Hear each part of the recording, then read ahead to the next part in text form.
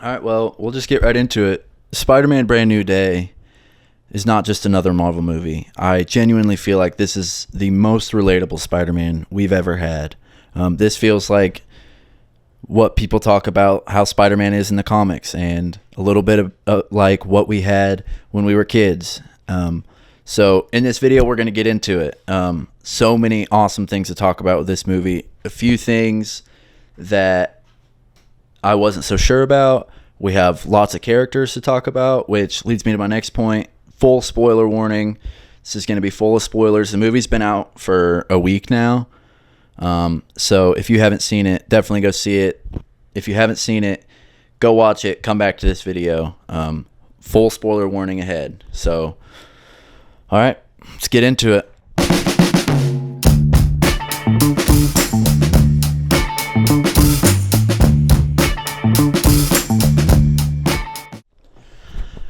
All right, so right off the bat, getting into this, I want to make it clear. I did not read the comics. I am not a comic reader. The few comics that I have read, luckily, they have been Spider-Man comics because he's my favorite. He's everybody's favorite, of course. So I'm watching these movies, all these MCU movies, pretty much strictly from a filmmaking standpoint and just as a fan. So these videos aren't going to be as much about comic accuracy and stuff like that. I know a lot of movie reviewers and creators really focus on that, and I think that's awesome. I would love to get into the comics sometime, but it's not something that I've gotten into just because I haven't. Now, all that being said, I can say from the few comics I have read, this movie feels exactly like the Spider-Man comics. I feel like so many creators and so many of these fans ask for comic accurate stuff, and I think that it's probably, I don't know for sure, but it's probably really hard in movies to make stuff really comic accurate because it's real filmmaking. It's not drawing pictures, which is no slight to comics. It's just you can't express your imagination as much because you have more restrictions on a film. So I don't know if it's extremely comic accurate, but it felt very comic book movie to me. There was one sequence towards the end of the movie, which we'll get into, which I think is some of the best directing that maybe I don't know about the best directing that I've ever seen. That would be tough, but one of the best shots I've ever seen. One of my favorite shots of the MCU. Probably my favorite shot ever of Spider-Man, and it's right out of a comic. So we'll get into that. So first impressions, this immediately felt like a Tobey movie. I rewatched some of the Spider-Man movies before I went and saw this. I watched 1 and 2, Spider-Man 1 and 2. A lot of people said that Spider-Man 2 was the best before this one came out, and a lot of people will still say that Spider-Man 2 is the best.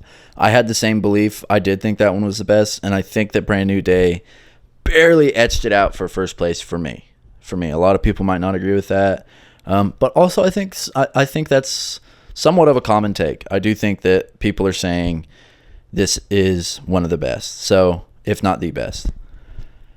So going back to it, it immediately felt more like a Tobey movie. That's not a bad thing. That's a really good thing. Tobey's movies are what made all of us fall in love with his character so much. The scale of the Tom Holland movies was just different, and the tone was different, and it just was super MCU-ified, if that makes any sense. And I just think that especially at the beginning of this movie, I really felt like they pulled so much inspiration from Tobey movies and from Andrew's too, but from Tobey's movies for sure in so many different ways. And the beginning, I immediately felt that from the first shot. This movie feels grounded. It feels emotional, and I know everyone wants Peter to be so sad and depressed so badly because I think that's how he is in the comics, and that's how he should be. And those, honestly, is how we get the best stories out of him, because that's the whole point. It's like that line in the trailer where he says sometimes Peter Parker has to do the hard thing, even though if it breaks his heart. That is something that is so relatable in real life. It's so Spider-Man. That's Spider-Man's whole thing, right? So that's a given. And that's so relatable, and that hits so close to home, because doing hard things and having hard conversations is hard, and it is heartbreaking.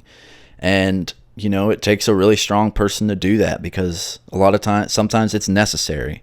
It just is. So that is why this movie feels so awesome. One of the reasons why this movie feels so awesome is because it's really tackling something that is so real to life, especially in your 20s and when you're trying to figure yourself out. And I think this movie really, really hit home for people my age, especially because we happen to be born at the time when Toby was really popping off. And we grew up with Toby Spider-Man and a little bit with Andrews, and now we've gotten to come into adults with Tom Spider-Man. And so I think that's one of the reasons this movie's hitting so hard for everybody, of course, but definitely for people my age. So I feel like in the beginning of this movie, he didn't do a whole lot of talking. He was acting silently a lot, and he was doing a great job at showing how overwhelmed and stressed you can be dealing with the work-life balance situation. And, for him, it's times a million because he's Spider-Man. But, these stories come from somewhere, and they were written along, these characters were made a long time ago, but these stories come from humans, and the problems that we write in stories don't come from nowhere. You can add creativity and imagination, but, the problems that we face in life are translated into these problems in movies, and they did it excellently in this. So kind of more on the supporting characters, and this is dipping a little bit into the negatives. Like I said, I don't have a ton of negatives about this movie, more positives than negatives, but now I'll get into some of the negatives. The damage control director, Trammell Tillman, played him, and I cannot remember his name in the movie, but I know he's played by Trammell Tillman. I don't know if we're supposed to know right away. Like, the first conversation he has with Spider-Man in that movie, I was like, oh, he's the bad guy, or he's a bad guy. And I don't know if they were laying that on super thick on purpose, if it was because of his performance or what. I will say I called that from the beginning, and I was kind of fine with it. I don't know much about the whole damage control thing and how all that works, so I'm excited to learn more about that. Also, the Hulk. The Hulk's appearance was great. Unfortunately, they showed so much of his stuff in the trailer, which they showed a lot in the trailer, which we'll get into, but they showed so much Hulk stuff, like all of his stuff in the trailer, and I wish that, I understand they had to show he was in the movie to get butts and seats pretty much, which is fair, but yeah, I wish that they would have just, I think they had him for a perfect amount of time in the movie. They didn't let him take up too much of the story, which is great, and the fight was great. I just wish they wouldn't have shown it to us. I loved how he, spider webbed him to the building. That was awesome. That is so cool. And I think that moving forward, this is going to be a launch point into another Bruce Banner story. And, we won't get a Hulk movie because there's a whole rights issue there, and that's probably worth, a whole other video to get into. But whatever movie Hulk is in next, I think that incident's going to be referenced, and I think that the inhibitor is going to change, and I think lots of good stuff is going to come from Bruce Banner. Mark Ruffalo, what a trooper. I mean, God, he's only making probably $30 million each one of these movies, and he's been doing it for so long. He's going to be playing the Hulk till he's 90. Now, The Punisher, I really feel bad for anyone who hadn't watched the Punisher series. Now, I understand that the MCU can be a daunting thing to get into, especially if you haven't watched anything. The ones of us that started watching when we were young are really lucky because we're at least somewhat caught up now. See, now I watched the Punisher series when I was young and followed him as stuff was coming out as I was getting older. And it's definitely probably true that this movie was some people's first witnessing of the Punisher. And, they didn't go into his backstory a lot, but I think the truth of the matter is they didn't have time. They have a lot of Spider-Man stuff going on in this Spider-Man movie, and I think that was what they wanted to focus on. So they gave you a little bit of when Zendaya went over and pointed out the picture of his family, and they give a little bit of he doesn't want to talk about them. So to the casual viewer, you can at least go okay, something happened with his family. He's kind of a hard ass. He doesn't want to talk about it. And they probably died, right? I mean, if you've watched movies before and you have a little bit of understanding of character, then probably can understand that they died. So I've seen people complain about they didn't go into the Punisher story at all, or as much as they needed to in Spider-Man. I think they played that really well. The writers on this film, I think, knew exactly what they were doing. I think Destin Daniel Cretton knew exactly the right way to get into the Punisher and make us care about him, even if it's just a little bit. Make us care about him and not want anything to happen to him. And if you haven't watched The Punisher and if you would like to know about his backstory, go watch that show. I think there's 2 seasons of the show, and then he's in Daredevil and Daredevil Born Again. And next we have Jean Grey, who's going to be the next heavy hitter in the MCU. Sadie Sink has got a job now for probably the next 20 years. I think she knocked it out of the park. I love how they did the reveal because I think they knew we would all kind of know that it was Jean Grey. Now, I don't know a whole lot about the character. The most familiar I've been with that character is the one that was in the original X-Men movies. So the version of Jean Grey I always imagined was kind of like an older version. But they went with the younger Sadie Sink Jean Grey, and I think they did that because she's going to be playing her until she's 50, probably. So I like the way that they did the reveal. They didn't make it a big thing. They just put it up in letters on the computer, and they were like, "Oh, Jean Grey," and we were all like, "Okay, that's what we thought." So I'm stoked to see what they do with her in the future. Again, I need to get into reading the comics so that I can maybe have a little bit more of an inkling. I think that's going to be awesome. So they handled Jean Grey really well. I will say, and I've seen other people say this, so I don't want to take anyone's take, but I just agree that some of the atrocities that they had her commit, like with the tank and everything, people definitely died. There had to have. People died from her actions in this movie for sure, which is tough because they're going to make her into a good character, and people are going to have problems with that. I'm willing to look past it. I'm all right with it. Punisher kills people all the time, right? But not innocents. So we'll see what they do with that. If they address it, they probably won't. I think they're just going to make her a good guy. And that's just the power of friendship. Tom Holland said that he was her friend, and now she's going to be a good guy, no matter how many people she killed. So, awesome. So that was kind of one of the other predictable things, was the flashback scene with Marissa Tomei. I wasn't bummed about that. I was just like, yeah, okay, we knew that she was going to come back. I knew that she was going to kind of give a great powers, great responsibility speech again, which is fine. I like that they did it to Jean Grey, though.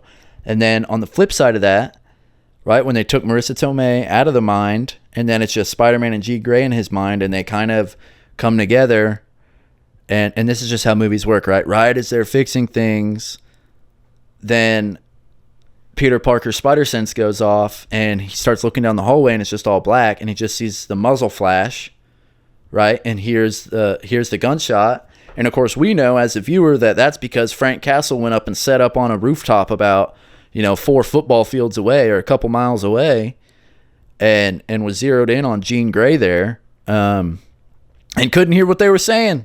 He didn't know, so he took the shot. And then, of course, our boy Spider-Man, being who he is, and granted all the things that they had just talked about, he takes the bullet, which looks like it was a 50 cal round. So, as soon as I saw Frank get on that rooftop, I knew he was going to shoot Spider-Man, because I knew they weren't going to kill Jean Grey. I knew he was going to shoot Spider-Man. And for the split second that Spider-Man was on the ground, I thought, no way, they're going to kill off Tom Holland. And then, I see the scene where the Punisher is carrying Spider-Man into the hospital. That shot of Punisher carrying Spider-Man in, as if you're watching this, you probably already know, is right out of the comics. And it's a great shot. And that's the last thing we'll touch on here, is this movie is an absolute filmmaking spectacle. The way that they move the camera around when Spider-Man is upside down walking on the balcony, and a lot of times they'll just keep the camera still. I saw a Hat Guy on the Escape Pod saying this, so I guess I'll regurgitate exactly what he's saying.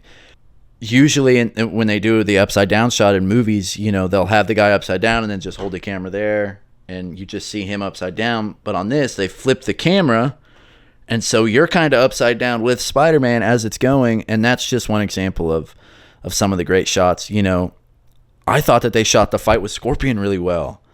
That's his suit is obvious, or the Scorpion suit's obviously a lot of CGI, but I thought that they shot that incredible. I love they did that in that little town square, and with all the lights, and you know, shooting a movie at night in New York City has got to be one of the coolest, most fun experiences. I think when you're in a place like that, a lot of those shots probably make themselves. I think that you can, as a filmmaker, lean into that the perfect amount. I think if you lean too far, you may end up with something you don't want.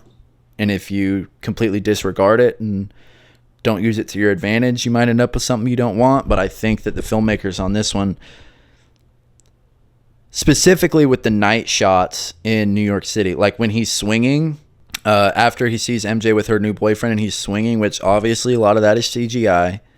Okay, I'm sure that was in front of a screen or whatever, but shot incredibly. The scene with him and MJ on the roof, that set was incredible. And her falling, which she's fallen in like every movie now. Maybe not. Maybe just that, No Way Home. But her falling is a great shot. And it was a great shot as kind of an homage to the Gwen Stacy in Amazing Spider-Man 2, which, of course, the one in No Way Home was as well. But this one was shot more similarly to the one in Amazing Spider-Man 2 because it was more of a medium close-up as she's falling, just like in Amazing Spider-Man 2, rather than the kind of full body when she's falling in No Way Home. So this one, in a weird way, I think is more of an homage to the Amazing Spider-Man 2. And that's what I'll say is that this is a filmmaking spectacle. And even if you're not a superhero guy, if you're not a Spider-Man guy, you're not a Marvel guy, if you are a movie guy, this is an incredible movie to watch because a lot of the effects are practical. This suit is totally practical. You know, a lot of the sets are practical. So it's an excellent movie to watch. You know, you can sit and talk about lighting. I think it's really hard to compliment someone on their lighting ability, but it's true. Lighting is hard. And in a Marvel movie, you might go like, yeah, they should have the lighting right. And they should, of course. But it's hard. And I'll say they nailed the lighting in this movie, which seems so broad, but it's a really hard thing to do, and they nailed it. So, you know, the ability to use light to display emotion is something that takes so much practice and is very hard. And they did that in this film a lot. So I think that that's going to cap off my review for Spider-Man Brand New Day.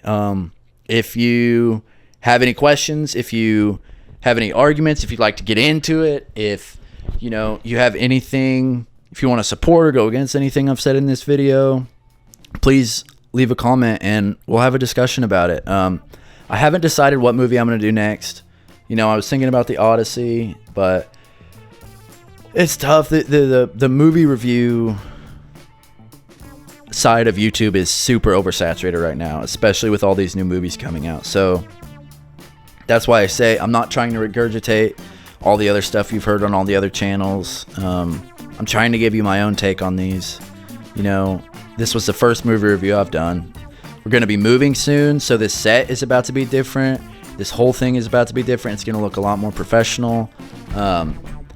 So, yeah, I think that's it. I really hope that you guys drop a like and leave a comment and let me know what you thought about the video. Reach out to me on all my socials, links in description, and please go to my website and check out other videos and contact information if you're looking for a camera operator, a writer. You know, I do everything film. So please, www.zachbuckley.com. Check it out. Thank you for watching.